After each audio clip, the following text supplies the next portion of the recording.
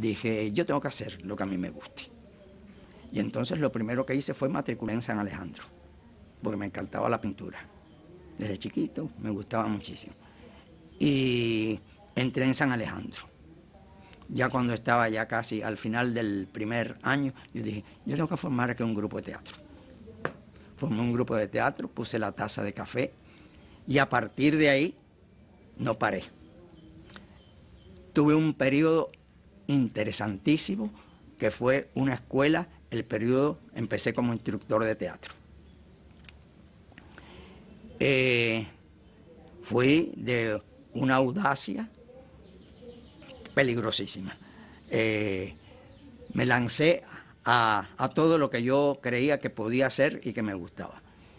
Fue un periodo en que yo me lancé a hacer Edipo Rey, Hamlet, Pero Ibáñez, El Comendador de Ocaña, Mundo de Cristal. Bueno, y no sigo porque fue un periodo muy interesante. Y de una formación,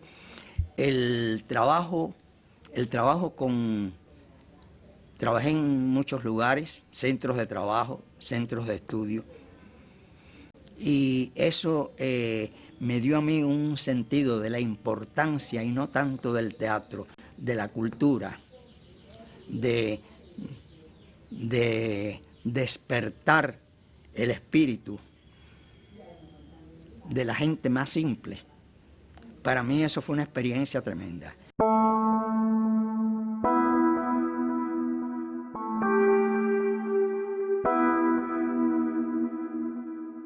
Los años 50 fue un despliegue de inquietudes por el lírico, había pequeños grupos y había realmente compañías que pudieron conformarse, que hacían un buen trabajo. Y realmente lo que lo impulsa así totalmente para tener una estabilidad y para poder tener un trabajo de repertorio es el triunfo de la Revolución con la creación del Teatro Lírico Nacional.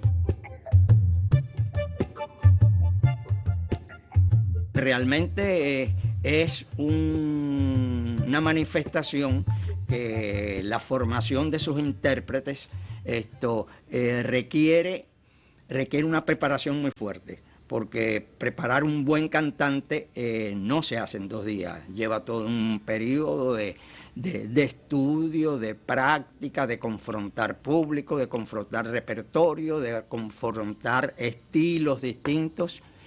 Y también, por otro lado, el aspecto de actuación, esto tiene que tener una correspondencia con el nivel que pueda tener el canto. Yo creo que en este género o en esta manifestación, cuando cubre tanto el género de zarzuela como de opereta como de ópera, que son géneros, lo otro es la manifestación de teatro musical en general, esto tiene que cumplir tanto musicalmente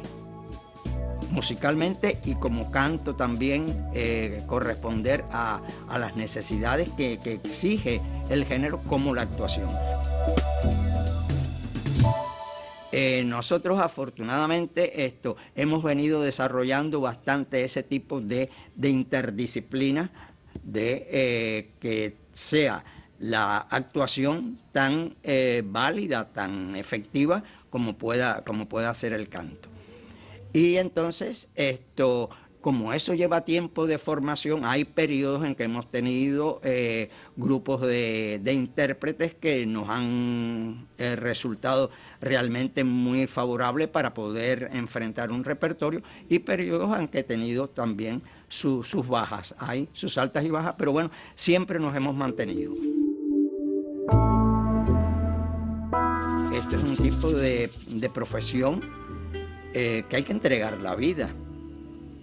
Uno no hace nada con aprenderse un librito, ni hace nada con hacer 2 o 3 obras. Hay que tener una carga de interioridad, una carga de emoción interna, de deseo interno, de propósitos internos para poder llegar, porque es un trabajo que generalmente se ve el resultado nada más, pero todo el proceso de creación, el proceso de ensayos, el proceso de ir profundizando en un personaje.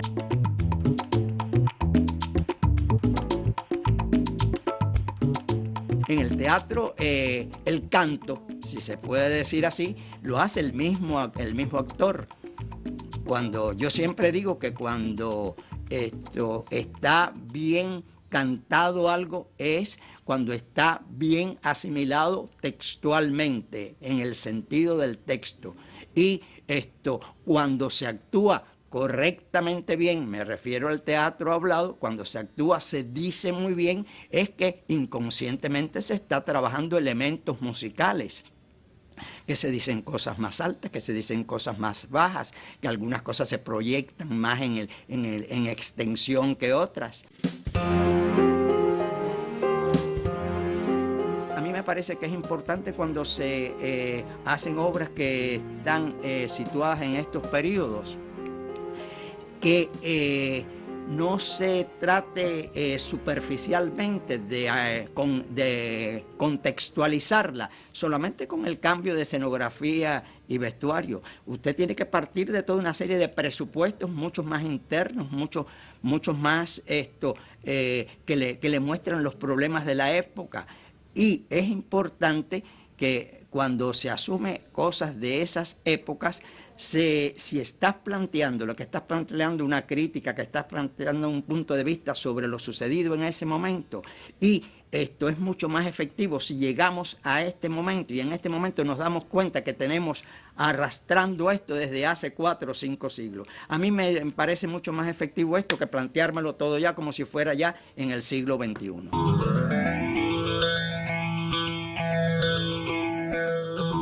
Lo que hay que hacer es tener una concepción de lo que tú quieres plantear y del elenco que tienes, dentro de las cuerdas que requiere la ópera que vas a montar o la zarzuela que vas a montar, que responda, que tenga afinidades, tanto físicas como psíquicas, como ideológicas, como filosóficas, ¿no? Para seleccionar el elenco. Una vez que pensamos, bueno, lo pueden hacer fulano, mengano, ciclano, ¿te das cuenta? Entonces, a partir de ahí, comunicárselo y entonces empezar a hacer un trabajo de mesa.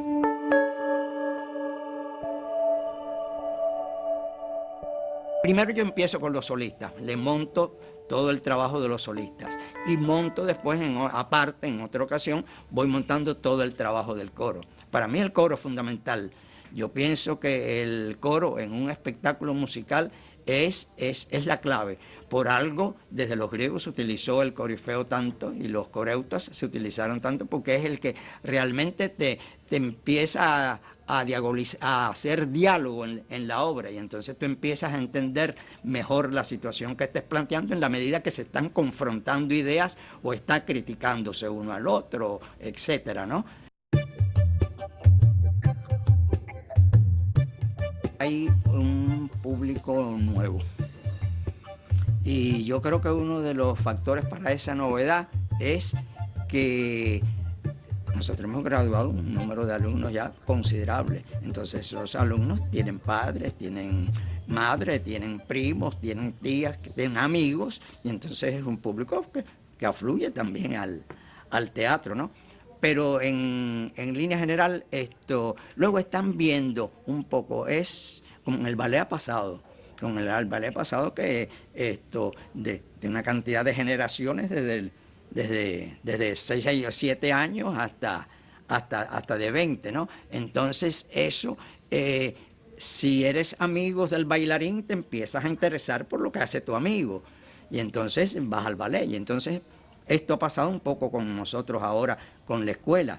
Se ha interesado, te das cuenta, un grupo bastante amplio ¿cómo se llama?, de muchachos, de jóvenes que están yendo al teatro.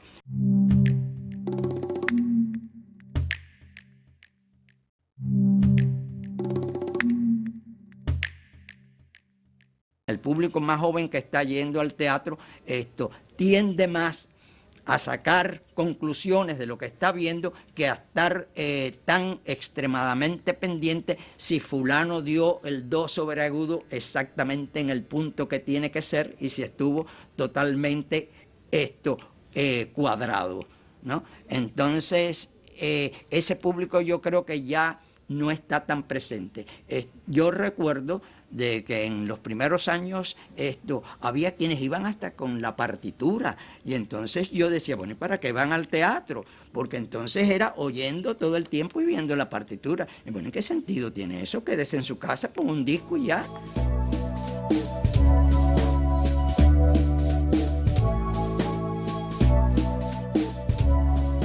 Todo el mundo tiene un cachito de artista dentro. Y la posibilidad que tú tengas de que esa flor haga así y abra es algo así. Y eso, aunque esté trabajando con el profesional de trayectoria más larga, siempre lo asumo en la medida en que qué le puedo regalar yo que tengo dentro de mí y compartir con lo que él tenga dentro de él. A mí me parece que eso es fundamental. Y parece que eso es una esencia que es como una especie de narcótico, además, que es lo que lo mantiene siempre a uno embriagado con esto y de no parar. No parar hasta que pare para seguir haciendo teatro en otra dimensión.